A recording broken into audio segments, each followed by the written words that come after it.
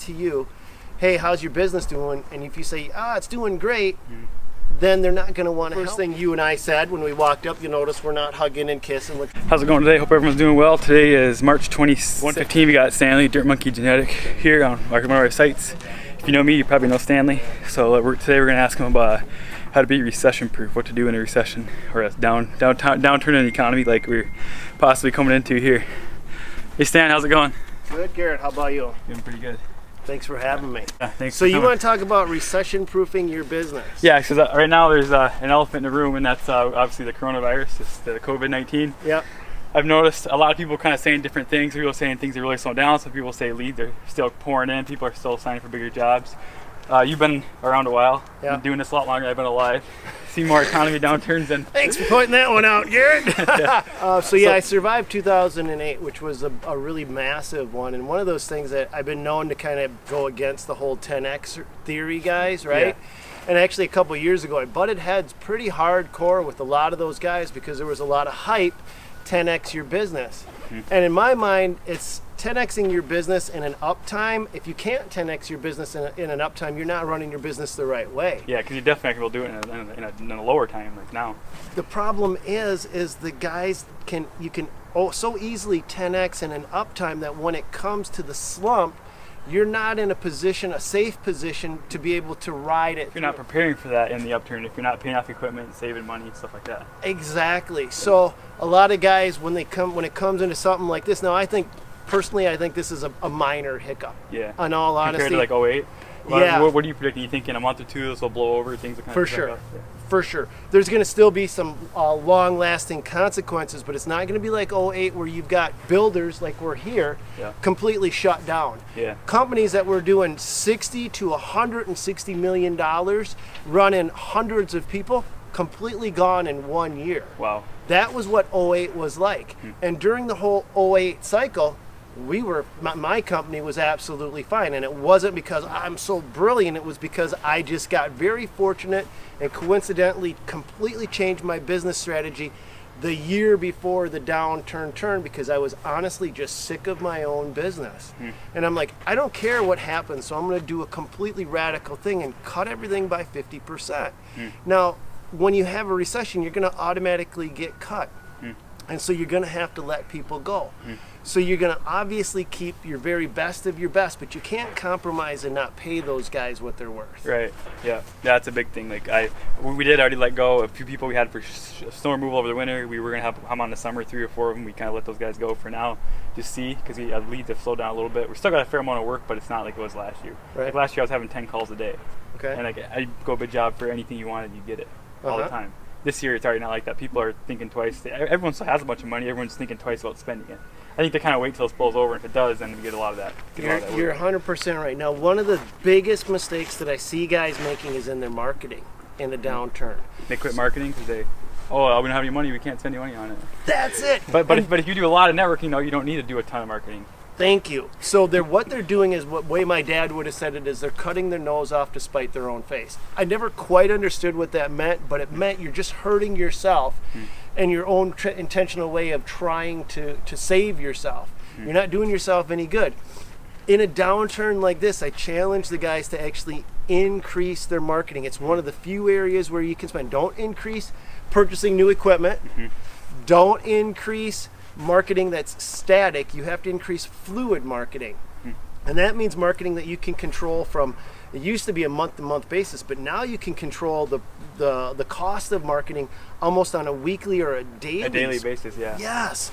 And so one of the things that I challenge these guys to do, if they find themselves where they're like wondering, my phone's not ringing, what do I do? You become more social. You go on social. Have to. You go on social media. You actually, here's one of the things where most businesses don't like to admit they're hurting. Admit you're hurting. Right. 100%. Like if you can't admit up to something, then like it's hard for you to, like, if you can't acknowledge it, then it's pretty tough for you to get over it, get past it. Well, the best part is when somebody says to you, hey, how's your business doing? And if you say, it's doing great, then they're not going to want to help you. But if you say, I'm hurting. Yeah.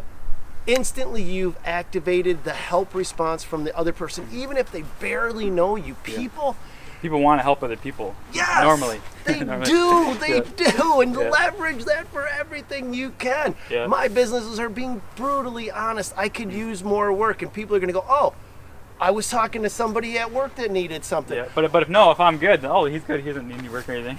Exactly. Yeah, I can see where that would. It's come into those play. little nuances, those little things that you need to change. Now, we have a completely different scenario where we've got to socially isolate. Like the first thing you and I said when we walked up, you notice we're not hugging and kissing and do anyway, but you'll notice that we're keeping our social distance. And I told Garrett and Jameson, the first thing I said was, stay away, boys, because I've been in so many places in the last 3 weeks, I just don't want to get it. And I think this is as close as we've been all day long. Yeah. Right? So if you guys got to continue to work, what guys need to do is keep their guys isolated. If they have to assign a guy to an individual truck, do Or that. individual job. If one guy could do this job here, just take a day longer too. And you might need to have a spotter. You know, Yeah. I never send a guy out by himself, because if something did happen, God forbid. We normally don't, but we drove here in separate trucks, and we keep our space. One guy here, one guy there. Right.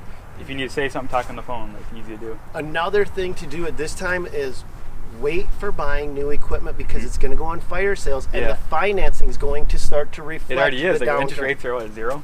Zero. You can get 0% interest rates. Yeah. When an interest rate is 0%, and then you're getting a warranty on a machine, that's when the time is right to buy.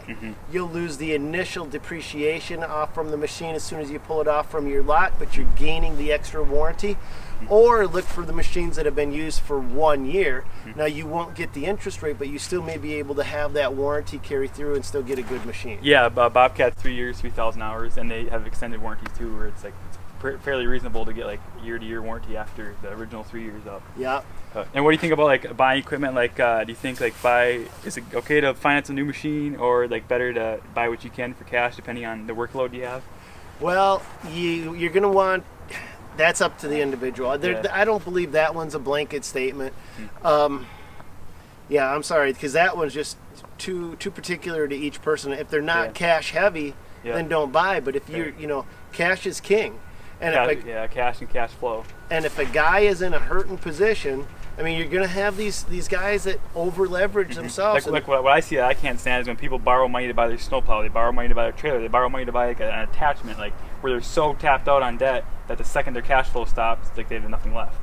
That's okay if you time it right. Yeah, if you're doing it while the boom, but then if something overnight happens, then you got payments on everything, no money coming in, then what do you do? Yeah, you don't want to overextend too far out, because just 2 months ago, literally 2 months ago, we had a president come on and say that the economy's never been better, never been stronger, that we've had the best, and we had. At that point, it was record like unemployment breaking. rates were like to nothing almost. Exactly. And now it's completely flipped just that soon. Over a month or 30 to 60 days. And if you over leverage yourself, you can see where you can get yourself in trouble. But now if you aren't in that position and you're cash heavy, there's bargains to be had everywhere. Yeah. Right? Because guys are going to try to get rid of stuff to at least stay afloat, try to cut their losses. Exactly. And that's where if you start to buy now, remember now, you and I, we have a pretty good understanding that this market's going to come back. Yeah.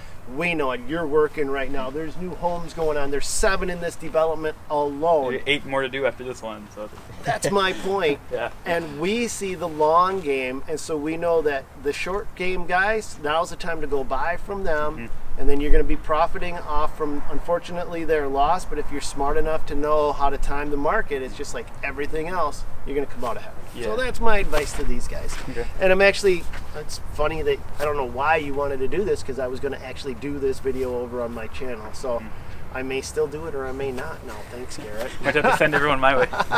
There you go. You want to see the video I wasn't making? I saw your Instagram post about that. Oh, is that where? All right. Yeah. All right. Well, then we're good. All right. Well, thanks so much for coming. Do you have any last words of wisdom for these guys here at home? Man, don't panic. Just Stay don't. calm. Just don't panic. Just play the long game. This is a long game, and this is not a sprint. This is a marathon. And just think. Just look for. Don't look a week ahead or 2 weeks ahead. Look 2 or 5 months ahead. Or a year even. A year. Try to time the market. Try to understand where everything is coming from. And if you can plan your financials that way, you're going to be safe. Steady Eddie, right? Yeah. Not 10x.